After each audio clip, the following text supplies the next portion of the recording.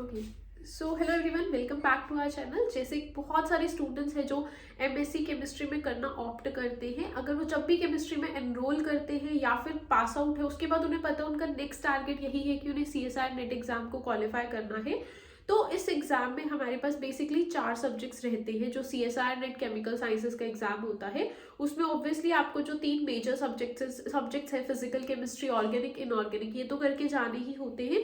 Plus उसमें aptitude का भी अच्छा खासा सेक्शन रहता है। सो जो हर स्टूडेंट को पता होता है कि मेरा तीनों में से कौन सा वाला पार्ट स्ट्रॉन्ग है, फिजिकल स्ट्रॉन्ग है, ऑर्गेनिक स्ट्रॉन्ग है, इनऑर्गेनिक स्ट्रॉन्ग है। बिकॉज बहुत रेयर चांसेस ऐसे देखने को मिलते हैं कि किसी भी स्टूडेंट के तीनों पार्ट्स इक्वली स्ट्रॉन्ग हो। तो आपका फोकस ये होना चाहिए कि जो पार्ट मेरा सबसे स्ट्रॉन्ग है मुझे उसको बिल्कुल 100% करके जाना है। जो पार्ट मेरा सबसे वीक है उसमें से मुझे 50%, 60%, 40% सिलेबस करके जाना है। Even that will be sufficient. Okay, because आप तीनों सब्जेक्ट्स 100% करके जाओगे, वहां पे प्रॉब्लम ये होगी कि आपको सब कुछ आता होगा लेकिन कोई भी क्वेश्चन आप एक्यूरेटली सॉल्व नहीं कर पाओगे। Okay, so in this lecture, in this video, I'll be telling you about detailed syllabus of physical chemistry part। तो physical chemistry के अगर ऐसे डिवाइड किया जाए, लाइक जिस बेसिस पे मैंने डिवाइड किया है, हमारे पास 12 चैप्टर्स रहते हैं। ठीक है, तो 12 चैप्टर्स ये मैंने ऑलमोस्ट उसी ऑर्डर में लिखे हैं जिसमें इनका मार्क्स डिस्ट्रीब्यूशन रहता है। स्टार्टिंग जो सबसे हाईएस्ट मार्क्स वाला रहता है उसको मैंने टॉप पे लिखा है and it is in the decreasing order. ठीक है, तो अगर बात की जाए तो सबसे पहले हमें पता है कि फिजिकल केमिस्ट्री में जो सबसे ज्यादा वेटेज रहती है जिस सब्जेक्ट की, दैट इज क्वांटम केमिस्ट्री। अगर पहले की बात करूं, जब एग्जाम में क्वेश्चन ज्यादा, अभी एग्जाम में 120 क्वेश्चन आते हैं, ये पैटर्न 2017 से चेंज किया गया है। उससे पहले तक तो जब एग्जाम में नंबर ऑफ क्वेश्चन ज्यादा थे तो उस टाइम पे हमारे पास काफी सारा वेटेज रहता था क्वांटम केमिस्ट्री का। उस टाइम पे हमारे पास मैक्सिमम एक एग्जाम में 38 मार्क्स की क्वांटम भी आई हुई है।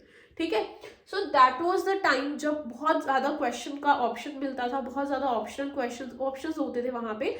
बट उसके बाद जब से पैटर्न चेंज हुआ है, आपको सी सेक्शन में से 60 में से 25 एंड बी सेक्शन में से 40 में से 35 क्वेश्चंस अटेम्प्ट करने हैं। Because number of questions has decrease, तो ऑब्वियसली हर चैप्टर का वेटेज भी डिक्रीज हो चुका है। तो अगर मैं फिजिकल केमिस्ट्री की बात करूं तो आपको ऑलमोस्ट 98 से 100 मार्क्स की फिजिकल केमिस्ट्री देखने को मिलती है एग्जाम में। ठीक है, 98 से 100 मार्क्स की फिजिकल केमिस्ट्री। बिकॉज टोटल अगर बात करी जाए एग्जाम, आपको ऐसे होगा कि 200 में से हमें मार्क्स लेने हैं तो 98 100 मार्क्स की फिजिकल कैसे आ सकती है। बट एक्चुअली मैं am talking about the overall exam की ऑप्शंस भी तो होते हैं ना। फिर 200 क्वेश्चंस, आपको 200 मार्क्स का पेपर आप मैक्सिमम अटेम्प्ट कर सकते हो। लेकिन हमारे पास जो फाइनल जो वेटेज रहता है, जैसे सी सेक्शन में से 60 क्वेश्चन है 4 मार्क्स के, सो दैट इज 240, तो वहीं से है। बी सेक्शन में से हमारे पास 40 क्वेश्चन है 2 मार्क्स के, 80 हमारे पास वहां से है। और जो ए सेक्शन है उसमें हमारे पास 20 क्वेश्चंस और उसमें से हमारे पास 2 मार्क्स का रहता है हर क्वेश्चन, तो 40। So at the end we have 360 marks. 360 marks का पेपर आता है हमारे पास, जिसमें से 40 मार्क्स का एप्टीट्यूड है, 320 मार्क्स का हमारे पास जो है सब्जेक्टिव पेपर रहता है। तो उसमें से 98 100 मार्क्स की फिजिकल केमिस्ट्री आपको देखने को मिलती है। ओके, सो इस 98 100 मार्क्स का डिस्ट्रीब्यूशन कुछ ऐसे किया जाता है एग्जाम में। सबसे पहले talking about the first chapter, that is quantum chemistry. Quantum का जो अभी जब से पैटर्न चेंज हुआ है तब से जो एग्जाम में वेटेज है वो 18 से 26 मार्क्स का रह रहा है। 18 is the minimum and 26 is the maximum जो इस पर्टिकुलर एग्जाम टॉपिक चैप्टर में से पूछा गया है। तो अगर क्वांटम की बात की जाए, जब आपको क्वांटम का रिवीजन प्रिपरेशन करना है, क्योंकि ये बहुत लेंथी चैप्टर है, आप खुद से भी इसको 3 पार्ट्स में डिवाइड करके पढ़ सकते हो। आप पहले इसका बेसिक पार्ट कर सकते हो, जहां बेसिक पार्ट में आप ऑपरेटर्स, बिकॉज ऑपरेटर से क्वेश्चन ऑलमोस्ट हर साल आता है, ऑपरेटर्स वाला पार्ट देख सकते हो। उसके बाद आप इसमें पार्टिकल इन अ बॉक्स का क्वेश्चन हर बार आता है, so you can divide it into 1 part की। Okay, particle in a box तक मेरा 1 पार्ट है। उसके बाद आगे जो सिस्टम्स हमने करने हैं, सिंपल हार्मोनिक ऑसिलेटर है, फिर टनलिंग है, फिर हमारे पास और भी बहुत सारे टॉपिक्स है, like particle in a ring से क्वेश्चन आने लगे अभी, पार्टिकल इन अ स्फीयर। ये सब चीजें आप इसको second part of the chapter मान के कर सकते हो। And third part of quantum chemistry में हमारे पास रहता है variation method, perturbation method, then we have spin quantum number, फिर हक्कल मॉलिक्यूलर ऑर्बिटल थ्योरी। ये सब चीजें हमारे पास रहती है किसमें, थर्ड पार्ट ऑफ क्वांटम में। मिला के ओवरऑल जो क्वांटम है वो हमारे पास 18 से 26 मार्क्स की आती है। तो जो स्टूडेंट को फिजिकल जिनका सबसे स्ट्रॉन्ग पार्ट है कि ओके हमें फिजिकल तो मतलब मैक्सिमम स्कोर फिजिकल में से ही लेना, बिकॉज ऐसे भी बहुत सारे स्टूडेंट्स होते हैं पर्टिकुलरली नॉन मेडिकल बैकग्राउंड वाले। तो आप क्या कर सकते हो, आप जो क्वांटम है उसको तो आपको ऑब्वियसली बाय हार्ट बहुत अच्छे से करके जाना है।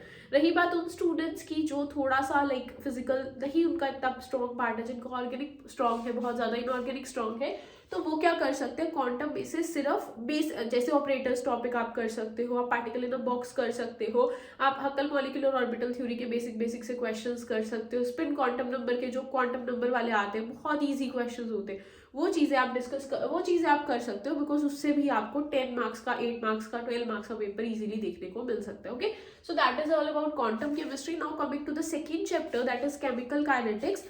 ये चैप्टर कंपैरेटिवली इजियर है क्वांटम से, और इसका वेटेज जो है हमारे पास 12 to 14 मार्क्स रहता है। इसको भी आप 2 पार्ट्स में डिवाइड करके पढ़ सकते हो। एक पार्ट हमारा वहां तक रहता है जो बिल्कुल बेसिक +1 +2 बीएससी लेवल वाला पार्ट है, जहां पे हम ऑर्डर ऑफ द रिएक्शन निकालने की बात करते हैं, फर्स्ट ऑर्डर है, सेकेंड ऑर्डर है, उनका काइनेटिक्स पढ़ते हैं, method to determine the order of the reaction, वो वाले केसेस करते हैं। वो जो आपको करना है वो आप एक पार्ट वो कर सकते हो। दूसरा पार्ट हमारा थ्योरीज वाला रह जाता है, जहाँ पे हम आर्हेनियस थ्योरी, उसके बाद collision theory, Michaelis Menten equation, ये सब चीजें करते हैं, सॉल्ट इफेक्ट करते हैं। ठीक है, तो दोनों पार्ट में से क्वेश्चन आता है। एक क्वेश्चन फर्स्ट पार्ट में से आता है हमारे पास, 2 क्वेश्चन हमारे पास सेकेंड पार्ट में से आते हैं। कभी कभी बहुत ज्यादा काइनेटिक्स में पूछी जाती है। 14 मार्क्स का इसका मैक्सिमम वेटेज रहा है जब से पैटर्न चेंज हुआ है। तो इसमें से अगर कोई ऑब्वियसली फिजिकल स्ट्रॉन्ग है तो आप सारा करके जाओगे, अगर किसी का फिजिकल पार्ट वीक है, आई स्टिल सजेस्ट कि केमिकल काइनेटिक्स तो आप कर सकते हो। ठीक है, तो केमिकल काइनेटिक्स वो स्टूडेंट जिनका फिजिकल पार्ट थोड़ा वीक है, this is a chapter that you can do and you will be able to solve the questions in the exam. Okay, next talking about electrochemistry. Electrochemistry एक ऐसा chapter है जो मतलब काफी basic भी है और बहुत एडवांस लेवल तक भी जाता है। तो इसमें जो लाइक बेसिक वाला पार्ट रहता है, जैसे गिल्वेनिक सेल हो गया, इलेक्ट्रोकेमिकल सेल हो गया, फिर उसके बाद हमारे पास कंडक्टेंस वाला टॉपिक है, वो आप कर सकते हो, बहुत बेसिक सा पार्ट रहता है। लास्ट में जो थोड़ा डिफिकल्ट चला जाता है, जैसे हमारे पास मेटल इनसॉल्युबल है, या फिर ट्रांसफर जो हमारे पास वो वाले सेल्स होते हैं, कंसंट्रेशन सेल्स है, वो स्टूडेंट को टॉपिक बहुत मुश्किल लगता है। सो जो स्टूडेंट्स का फिर वही जिनका तो फिजिकल स्ट्रॉन्ग है, देखो उनको तो सारा चैप्टर करना ही करना है। दिस आई एम सजेस्टिंग वो साथ साथ में जिनका फिजिकल पार्ट थोड़ा वीक है, तो उनको कितना पार्ट करना है इसमें से, तो आप इसमें से पीछे वाला जो वो वाला टॉपिक है कंसंट्रेशन सेल्स वाला, वो स्किप कर सकते हो, बिकॉज वो क्वेश्चंस एग्जाम में मैक्सिमम स्टूडेंट से अटेम्प्ट नहीं हो पाता है। तो आप उसको छोड़ के आप आगे वाला पार्ट कर सकते हो, उसमें से आप इजीली एग्जाम में 2 क्वेश्चंस कर लोगे इलेक्ट्रोकेमिस्ट्री के। ठीक है, coming to the next topic, that is chemical thermodynamics. Chemical thermodynamics का भी वेटेज एग्जाम में काफी अच्छा है, इनफैक्ट इलेक्ट्रोकेमिस्ट्री से ज्यादा है, क्योंकि यहाँ पे मैं इसमें फेस इक्विलिब्रियम को इंक्लूड करके बता रही हूँ। ठीक है, तो chemical equilibrium, chemical thermodynamics plus face equilibrium में इंक्लूड करके बता रही हूँ। तो face equilibrium plus chemical thermodynamics में आपके पास 10 to 14 एंड समटाइम्स अगर फेस इक्विलिब्रियम को वैसे मैं इसमें इंक्लूड करूँ तो 16-18 मार्क्स का वेटेज भी रह जाता है, बिकॉज 2 चैप्टर्स अब मैंने इंक्लूड कर दिए हैं। तो इसमें से क्वेश्चंस का कुछ बेसिक क्वेश्चंस भी आते हैं, कुछ टिपिकल क्वेश्चंस भी आते हैं। आप इस चैप्टर को करके जाओगे अगर अच्छे से, तो आप इसमें से बहुत इजीली 2 क्वेश्चंस अटेम्प्ट कर सकते हो, 2-3। दिस इज फॉर दो स्टूडेंट्स जिनका फिजिकल पार्ट थोड़ा सा वीक है, जिनका I am repeating this again because जिनका फिजिकल पार्ट स्ट्रॉन्ग है उनको तो ऑब्वियसली सारी फिजिकल केमिस्ट्री करके जानी ही है। ओके, एंड जो हमारे पास ये वाला चैप्टर है, इसमें थोड़ा मैथमेटिक न्यूमेरिकल आने के चांसेस ज्यादा रहते हैं केमिकल थर्मोडायनामिक्स के। कंसेप्चुअल आता है तो ट्रिक कंसेप्चुअल आने के ज्यादा चांसेस रहते हैं, जहां पे स्टूडेंट कंसेप्ट कुछ और लगाता है बट एक्चुअली में कुछ और लगना होता है। So this is a chapter आप आधा अधूरा कर नहीं सकते, आपको ये पूरा ही करना पड़ेगा। ठीक है, बिकॉज इसका एक टॉपिक दूसरे से लिंक्ड है, जैसे ऑर्गेनिक में होता है ना कि कंबाइन करके क्वेश्चंस आते हैं एक चैप्टर के दूसरे चैप्टर के, वैसे ही ये पूरा चैप्टर आपस में लिंक है। आप इसमें ये नहीं कर सकते ओके मैं इतना टॉपिक कर लूँ that will be sufficient, no you can not do that. Okay, next is spectroscopy. यहाँ पे जो स्पेक्ट्रोस्कोपी है, particularly talking about physical spectroscopy part. ठीक है, फिजिकल स्पेक्ट्रोस्कोपी में हमारे पास रमन स्पेक्ट्रोस्कोपी, उसके बाद रोटेशनल, वाइब्रेशनल, ये सब स्पेक्ट्रोस्कोपीज आ जाती हैं। तो इसका वेटेज हमारे पास 8 to 12 मार्क्स का रहता है। ठीक है, बाकी NMR है जो मोसबेयर है, NQR है, वो इनऑर्गेनिक ऑर्गेनिक का पार्ट है, तो उनका अलग वेटेज रहता है। बट पर्टिकुलरली फिजिकल स्पेक्ट्रोस्कोपी में से आपको 2 क्वेश्चंस तो श्योरली देखने को मिल जाते हैं एग्जाम में। और इसका कंसेप्ट जो है आजकल इसमें से रमन स्पेक्ट्रोस्कोपी से बहुत क्वेश्चंस पूछे जाते हैं। रीजन भी क्योंकि रमन अगर एग्जामिनर आपसे पूछ रहा है तो वो आपका रोटेशनल का या फिर वाइब्रेशनल का कोई भी इंफॉर्मेशन तो साथ में चेक होगा ही होगा, बिकॉज रमन स्पेक्ट्रोस्कोपी इज इधर रोटेशनल रमन और वाइब्रेशनल रमन।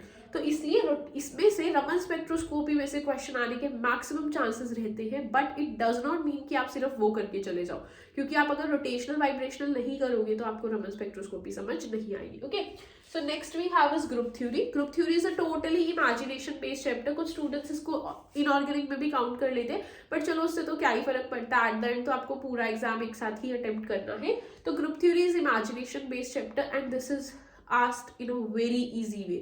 मतलब अगर आपको ये चैप्टर समझ में आ गया ना तो इतना इजी लगेगा, आप इजीली इससे क्वेश्चन सॉल्व कर लोगे, बिकॉज आपको पॉइंट ग्रुप निकालना आ गया, एप्लीकेशन इसके डिग्रीज ऑफ फ्रीडम निकालने आ गए, तो आप ये क्वेश्चन बहुत ही ज्यादा इजीली सॉल्व कर सकते हो। ठीक है, बट वो उसके लिए कंडीशन क्या है कि आपको इमेजिनेशन अपनी स्ट्रॉन्ग करनी पड़ेगी, आपको एक बारी पॉइंट ग्रुप तक निकालना सारा कुछ आना चाहिए, एप्लीकेशन सारी आपने देख लेनी है कैसे करनी है।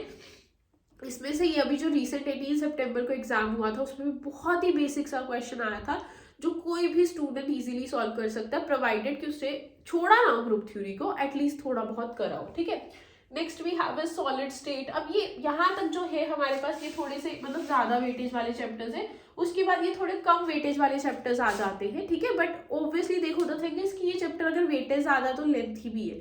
इन चैप्टर्स का अगर वेटेज कम है तो इनका लेंथ भी कम है। सरफेस केमिस्ट्री 4 लेक्चर्स में कंप्लीट हो जाती है, उसके बाद आप इसको रिवाइज करते जाओगे, बहुत ईजी क्वेश्चन आता है सरफेस केमिस्ट्री में से, मोस्टली बहुत ईजी क्वेश्चन आता है। ठीक है, सो अगर बात करी जाए सॉलिड स्टेट की, तो सॉलिड स्टेट में से अभी जो हॉट टॉपिक चल रहा है जिसमें से क्वेश्चन आता है दैट इज स्कैटरिंग वाला जो एक्सपेरिमेंट है, जिसमें पता होता है वो वाला क्वेश्चन आता है कि सिंपल क्यूबिक जो है उसका क्या है, ऑल रिफ्लेक्शंस आर अलाउड। वो इतना ज्यादा आजकल पूछा जा रहा है एग्जाम में कि पिछले आई थिंक 4-5 एग्जाम से, मतलब एक ही एग्जाम में वो नहीं आया, बाकी हर एग्जाम में उसमें से क्वेश्चन पूछा गया और बहुत ही इजी सा बेसिक सा टॉपिक है। बाकी इसमें जो है हमारे पास सॉलिड में से डेंसिटी वाला न्यूमेरिकल आ सकता है, सॉलिड में से मोस्टली न्यूमेरिकल ही पूछा जाता है, या मिलर इंडिसेस का क्वेश्चन आजकल बहुत आ रहा है एग्जाम में, मिलर इंडिसेस एक स्कैटरिंग फैक्टर, ये 2 topics again and again repeat किए जा रहे हैं एग्जाम में। यू नेवर नो कब तक किए जाएंगे, बट अभी का ट्रेंड सॉलिड स्टेट में से यही चल रहा है। Okay, so next we have is surface chemistry and polymer chemistry. ये दोनों चैप्टर्स जो है कंबाइन अगर देखा जाए तो कंबाइन करके इनका वेटेज इनके बराबर बन ही रहा है, और आपको इसको पढ़ने में इससे हाफ टाइम लगेगा इन चैप्टर से, बिकॉज बहुत ही शॉर्ट चैप्टर्स है और कंसेप्ट भी बहुत इजी रहता है इनका। तो ये चैप्टर्स आपके लिए सेवियर की तरह एक्ट कर सकते हैं। जो स्टूडेंट्स ने फिजिकल करनी नहीं है, जो सोच रहे हैं कि हमें फिजिकल छोड़ देनी है, वो तो ये चैप्टर्स तो पक्का करके जाएंगे, बिकॉज इसमें से बहुत इजी क्वेश्चन आता है। ठीक है, rather if you are thinking कि मैं एक सब्जेक्ट कोई भी छोड़ दूं और 2 कर लूं, you will never be able to qualify the exam until unless की बाई चांस वही वाले 2 सब्जेक्ट्स इजी आए हुए। अगर आपको एग्जाम क्वालिफाई करना है, one subject you have to do at least 95%, second subject you have to do at least 70-80% या 80% का average, and third subject you have to do at least 50-60%। अगर आप ये पैटर्न लेके चलोगे, you will be easily be able to qualify the exam, because एक तो आपने सारा कुछ नहीं करा होगा, तो you will not be feeling like अच्छा ये भी मैंने किया था सॉल्व किया हुआ नहीं, ये भी किया था सॉल्व किया हुआ नहीं। आपको क्या करना है, आपको सिर्फ सिलेक्टेड उतना ही पार्ट करके जाना है जो आप एग्जाम में उसका आंसर टिक कर पाओ, उतने तक सॉल्व कर पाओ। ओके, सो नेक्स्ट है स्टेटिस्टिकल थर्मोडायनामिक्स। स्टेटिस्टिकल थर्मोडायनामिक्स बहुत वेरिएबल चैप्टर रहता है, कभी इसमें से एग्जाम में एक भी क्वेश्चन देखने को नहीं मिलता या एक आ जाता है, बट अभी रिसेंट एग्जाम में इसमें से 4 मार्क्स के 3 क्वेश्चंस पूछे गए थे। तो ये अभी जैसे स्टेटिस्टिकल थर्मोडायनामिक्स ऐसा है कि वेटेज वेरी करती है, अगर कभी थर्मो में से क्वेश्चन कम आ जाता है केमिकल थर्मोडायनामिक्स में से, तो इसमें से आ जाता है। और इसमें से एंट्रोपी का क्वेश्चन बहुत ज्यादा पूछा जाता है जो सेकंड टेट्रोड इक्वेशन से आता है, और भी बाकी जो पार्टीशन फंक्शंस है या बेसिक वही पार्टीशन फंक्शंस के जो ट्रेंड्स है वो सब क्वेश्चंस इसमें से आ जाते हैं। So that is about the statistical thermodynamics part. Next we have is photochemistry and equilibrium. ये वाले 2 चैप्टर्स आई विल से कि GATE exam point of view से, because GATE exam is also like around the corner, वो भी अभी 1 month भी नहीं है, 25 days are left in the GATE exam. तो गेट एग्जाम के लिए बहुत इंपॉर्टेंट चैप्टर्स है, गेट में से इसका क्वेश्चन पक्का आता है। CSIR नेट में भी आ जाता है इसका क्वेश्चन, ऐसी बात नहीं है। इक्विलिब्रियम कम पूछा जाता है वैसे, to be very honest. CSIR exam में इक्विलिब्रियम का क्वेश्चन कम ही देखने को मिलता है, कभी कभी ही देखने को मिलता है। गेट एग्जाम में you will find a question of equilibrium most probably. And रही बात फोटो केमिस्ट्री की, तो फोटो केमिस्ट्री एक ऐसा चैप्टर है जिसमें से क्वेश्चन आने के चांसेस रहते हैं, गेट में भी और नेट में भी, ठीक है। तो इसमें से either 1 question of 4 marks will be asked और 2 questions 1 of 4 and 1 of 2 marks will be asked. तो इसका इसी बेसिस पे 2, 4 और 6 मार्क्स का वेटेज रहता है एग्जाम में, ठीक है। So this like trend is on the basis of the previous year exam. Previous year exam के बेसिस पे ही ये बनाया गया है कि अभी तक ये पैटर्न रहता है। अगर किसी नेक्स्ट पर्टिकुलर एग्जाम में they will change the pattern, तो वो तो हमें इसीलिए हमें सारे चैप्टर्स करके, सारे सब्जेक्ट्स करके जाने होते हैं कि अगर कभी ट्रेंड चेंज भी हो जाए तो हम उसमें भी क्वेश्चन सॉल्व कर पाए। Okay, so that's all about the detail syllabus of physical chemistry.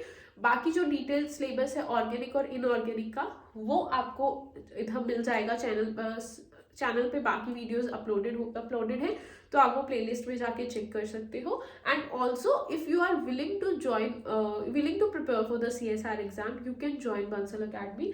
आप ज्वाइन कर सकते हो, उसमें डेमो क्लासेस का ऑप्शन है, आप पहले एक बार डेमो लगा के देख सकते हो। All our faculty is CSIR NET qualified, GRF qualified. All the faculty members are good rank holders, ठीक है, और सब एक्सपीरियंस टीचर्स हैं। तो आप एक बार डेमो क्लास लगा सकते हो if you want to enrol, and you can call on the academy number that is in the description box. Okay, thank you for watching.